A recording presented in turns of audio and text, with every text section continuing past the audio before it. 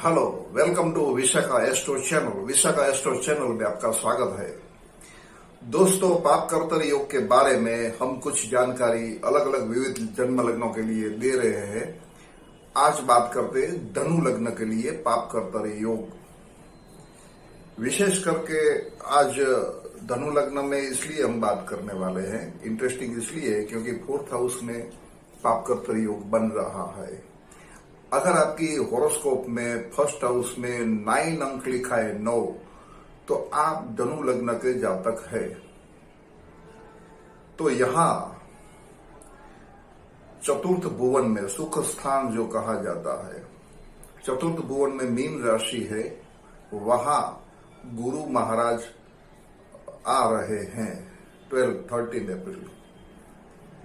और शनि कुंभ राशि में, मतलब 3rd हाउस में आपकी कुंभ राशि है, वहां शनि आएंगे 29 अप्रैल को। और राहु मेष राशि में आएगा 13 अप्रैल को, जो मेष राशि आपके पंचम भुवन में है। तो यहां क्या होता है कि शनि और राहु के बीच में मीन राशि में पड़ा हुआ गुरु पाप कर्तर योग में होगा। 29 अप्रैल को जब शैतान आएगा तब पाप कर्तर योग शुरू होने वाला है। वो 15 जुलाई तक, मतलब उसकी इफेक्ट तो जुलाई एंड तक रहने वाली है। तो मई, जून और जुलाई 3 महीने तक पाप कर्तर योग चलेगा। तो यहां गुरु का शुभत्व नष्ट होता है जब पाप कर्तर योग में होता है। तो गुरु वैसे तो सबसे शुभ ग्रह और पवित्र ग्रह माना जाता है। और ज्यादातर बात करते हैं तो मीन राशि में स्वगुरु होता है। याद रहे, जब पाप कर्तर योग नष्ट होगा जुलाई महीने के बाद, तो स्वगुरु गुरु का फल बहुत अच्छा मिलेगा। लेकिन ये 3 महीना जो है कष्टदायक रहने वाला है। कौन से प्रकार के कष्ट पड़ेंगे, कौन सी मुश्किलें आएगी और क्या आपको सतर्क रहना है, सावधान कहाँ रहना है, वो हम आपको बताएंगे। It is very interesting, please पूरा वीडियो ध्यान से देखें। धनु लग्न में चतुर्थ भुवन में मीन राशि में पड़ा हुआ गुरु पाप कर्तर योग में होगा। तो चतुर्थ भुवन का फंक्शन क्या है? सुख स्थान। सुख की डेफिनेशन बहुत बड़ी है। आप सुख किसको कहते हैं?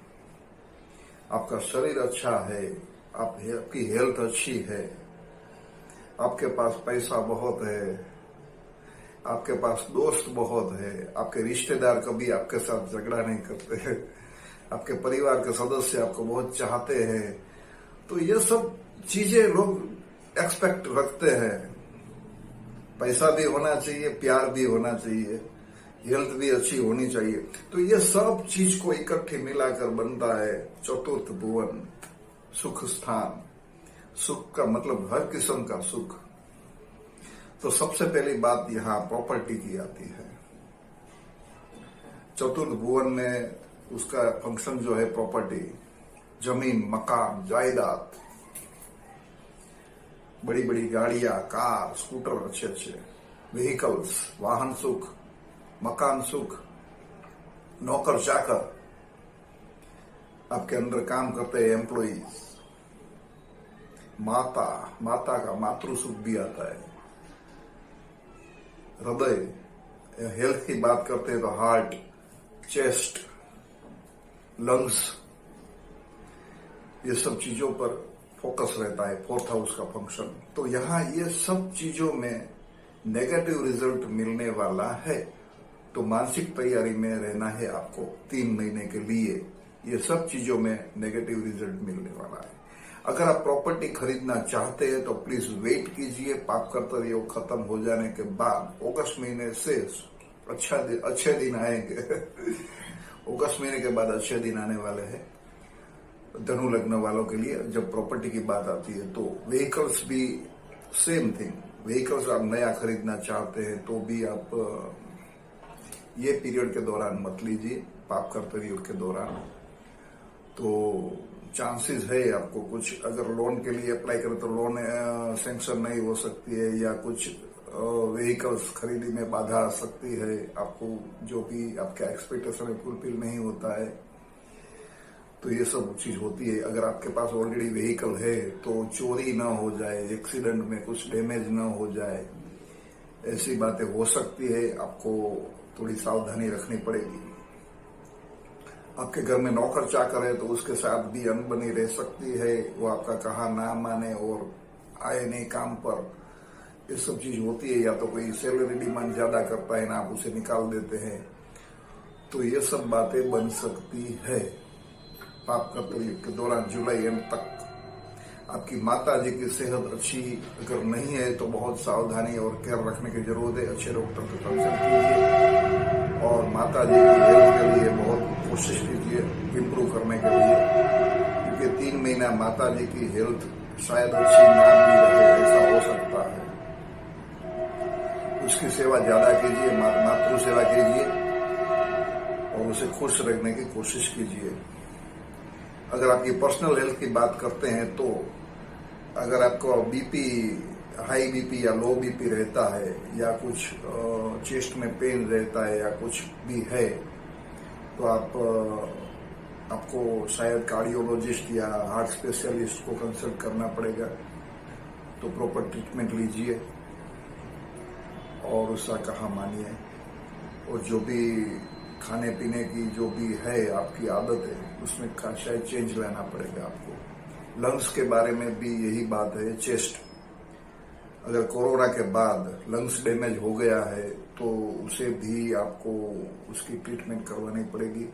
जो भी एक्सरसाइज है एक्सरसाइज करनी पड़ेगी, प्राणायाम करना पड़ेगा, उसकी जो भी दवाइयां है, विटामिन है, जो भी है, तो डॉक्टर को आप मसलत कीजिए।